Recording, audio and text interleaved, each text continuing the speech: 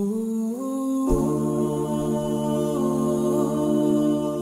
الله الرحمن الرحيم. الحمد لله على إحسانه والشكر له على توفيقه وامتنانه، وأشهد أن لا إله إلا الله وحده لا شريك له تعظيما لشأنه، وأشهد أن نبينا محمدا عبده ورسوله صلى الله عليه وعلى آله وأصحابه وسلم تسليما مزيدا. أما بعد، السلام عليكم ورحمة الله وبركاته. Hürmetlik ustazlar ve qarindoshlar, bugungi axloq darsimizning temasi hayolik bo'lish to'g'risidagi 3-dars. Hayo insonni toat ibodatga qo'zg'aydigan va sahibini taqvolikqa ilib boradigan bir toat ibodat iborat. Har qanday odamda bu hayo ko'tarilib ketadi ekan, buning aksi bo'lib qoladi. İnsonni gunoh ma'siyatga yuzlanishdan cheklaydigan eng cho'ng to'saq qaysi desa hayotdan iborat. Chunki hayolik odamni hayosi gunoh ma'siyat qilishdan cheklab qo'ydi. Xuddi iymon kishilarni nachar ishdan cheklaganga o'xshash.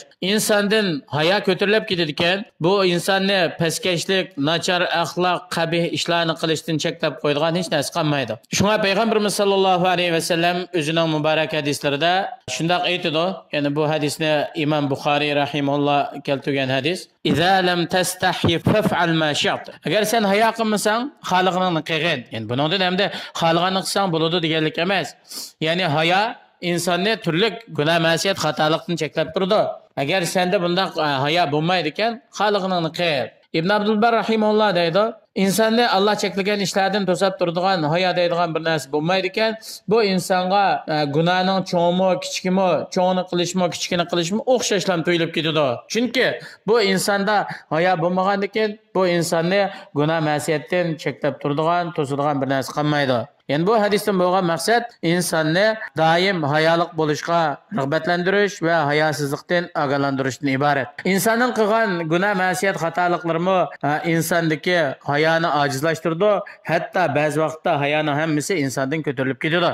Hayo ko'tarilib ketgan vaqtida bu kishilarningki bu kishining ahvolini bilishning hech qanday bir ta'siri bo'lmaydi. Balki bu odam yana shu numussizlarcha o'zining qilgan nachar ish harakatlarini kishilarga faxrlanib so'zlab turdi. Chunki bu odamda bunday ishlardan o'zini cheklaydigan yoki buni boshqalar bilib qolsa sat turdi deydigan hayotdan iborat bu xislat yo'qolganlikdan. Hamda hayo degan insonga bo'lgan bir xil go'zallik, ziynatdan iborat. Payg'ambar alayhisalom degan, har qanday nachar narsa bir narsaning sha'nini tushirib o'tadi, bir narsada hayo bo'ladi ekan, hayo bu narsani go'zal, ziynatli qiladi degan. Chunki hayo degan insonni izzatli bo'lishga va o'zining obro'yini saqlashga chaqiradi. Garchi bunday inson ehtiyojli bo'lsa-mu kishilardan bir narsa so'ramaydi. Payg'ambar alayhisalom degan, miskin, kambag'al bechora degan bir loqma, ikki loqma yemak berib qo'ysa qaytib ketadigan odam miskin emas. Miskin degan o'zining turmushidan behojat bo'lanmasa-mu kishilardan hayo qiladi. Yoki kishilardan hayo qilib,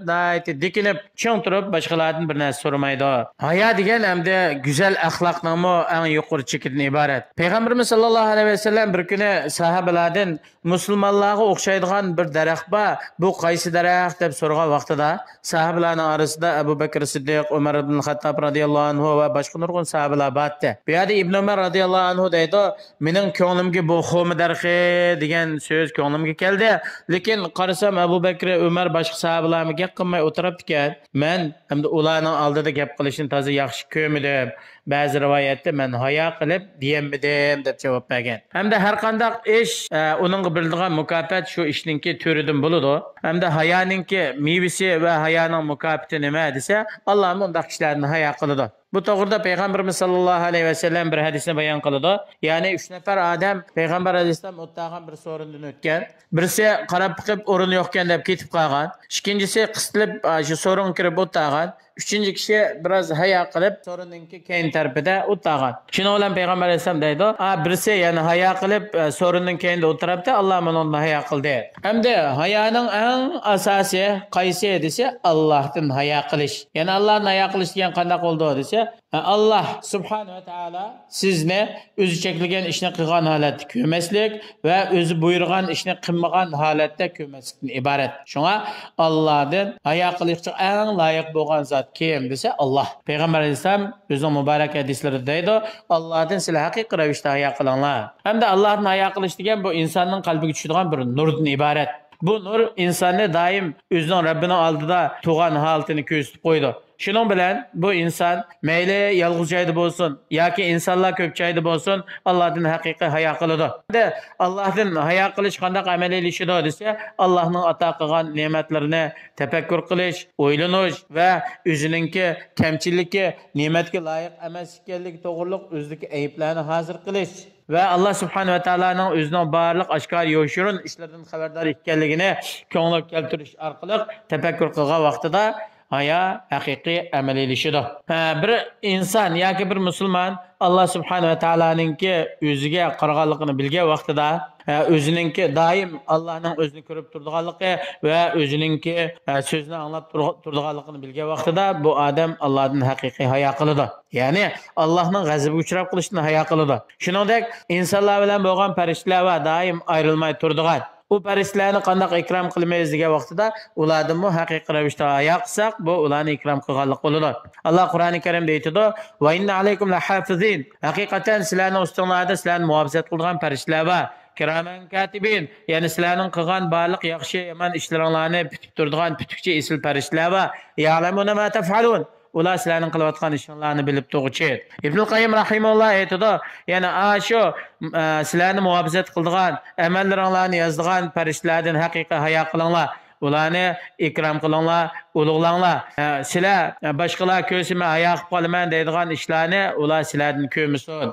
Haya insonlarda bo'lgan haya insonlarni fazilatli go'zal ishlarni qilishga haydakchi bo'ladi. Agar musulmon yaxshilar bilan o'ltirab qopishdan iborat mandaq suhbatga erishamagan taqdirdami, ammo u musulmonda haya bo'lib qolsa, bu haya musulmonni gunoh ma'siyatdan to'sashga albatta kifoya qiladi.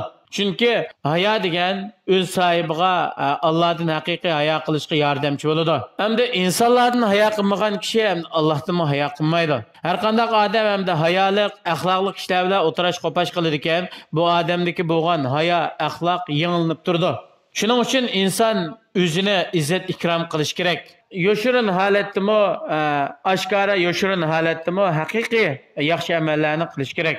Agar inson boshqalardan hayo qilib o'zidan hayo qilmaydi ekan, insonning nafsi o insonning qarshida boshqalarning qarshisida tuvan o'ringa tushib qoladi. Ammo har qanday inson o'zidanmi, boshqalardanmi hayo qildi ekan, ammo Allohdan hayo qilmaydi ekan, bu odam o'zining Parvardigorini haqiqiy tanımagan bo'ldi. Har qanday bir insonningki o'rangan kiyimi hayo bo'ladi ekan, insonlar uni o kishida ayibdan bir narsani ko'rmaydi. Shunga bu islom dini go'zallik, madiya, esillik ustiga qurilgan din va go'zal axloqning hammasini to'plagan din va go'zal sifatlarni to'plagan din. Har qanday yaxshilik bo'ldi ekan, islom dini shu yaxshilikni buyurgan. Har qanday yomonlik bo'ldi ekan, islom dini o'zining agash kuchlarini bu yomonlikdan agalandirgan va uningdan qo'l yig'ishga buyurgan. İnsan İslam dini bilen aziz buludu. Kişilerini İslam dinine davet kılıdı. İnsan bütün hayatında Allah çekilgen işlerini yarak buluş ve Allah buyurgan işlerini ada kılış bilen Allah subhanahu ve ta'aladan hakiki haya kılışını özgü lazım tutuş gerek. Hem de bu haya, maqtalg'uchi haya, Peygamberimiz sallallahu aleyhi ve sellem'den bo'lgan maqtalg'uchi haya qaysi desa, bu barliq go'zal axloqni qilishga turtki bo'ladigan, nachar ishlarni tarq qilishga ilib boradigan axloq bu maqtalgan haya hisoblanadi. Hamda insonningki Allah'ın haqqıdan yoki kishilarning haq-huquqlaridan bo'lgan bir narsani to'liq ado qilmaslikka ilib boradigan ojizlik, zaiflik degan bu hayodan hisoblanmaydi. Chunki o hayo degan insonni yaxshilikdan cheklab qo'ymaydi. Agar u yaxshilikdan cheklab qo'ysa, bu maqtalg'uchi bo'lmaydi. Shunga Aisha anamiz shunday deydi, Ansarilarning ayollari nima degan yaxshi ayollar dedi. Ularni hayo qilish diniy masalalarni so'rashdan cheklab qo'ymaydi. Bular diniy masalalardan ayta olim bo'lgan. Ya'ni diniy masalalarni so'rashda uyilib, xijilolab hayo qilib o'tmaydi dedi. Shuning asosan ham diniy ta'lim tarbiyada hayo qilish bo'lmaydi. Chunki hayo qilib bir odam hayo qilib boshqalarni so'may, o'rganmay ilm ilishni tarq qiladi ekan, bu odam zaman bo'yi, yillar bo'yi o'zining jahilligida ilmdan mahrum bo'lgan holatda qolib qoladi. Shunga Mujohid rahimulloh deydi, men hayolik deb hayo qilib olgan odam va bak takabbur odam ilm o'rganmaydi. Ilm o'rganadigan kishi kamtar bo'lish kerak va men hayo qildim deb tugilib turolmasdan bilmagan har qanday narsalarni olimlardan so'rash.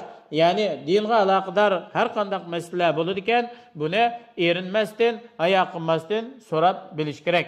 Alloh subhanahu va taolo hammalarni hayotdan iborat bu go'zal axloq bilan axloqlanishga muyassar qilsin va shundaqla bizni iymon bilan, hayo bilan yashashga va butun hayotimizni Allohning dinini so'yadigan, Allohning dinini o'rgatadigan, Allohning dinini kishilarga da'vat qiladigan, haqiqiy payg'ambar alayhissalomning sahobalaridak dinga varis bo'ladigan yaxshi kishilarning qatoridan qilsin.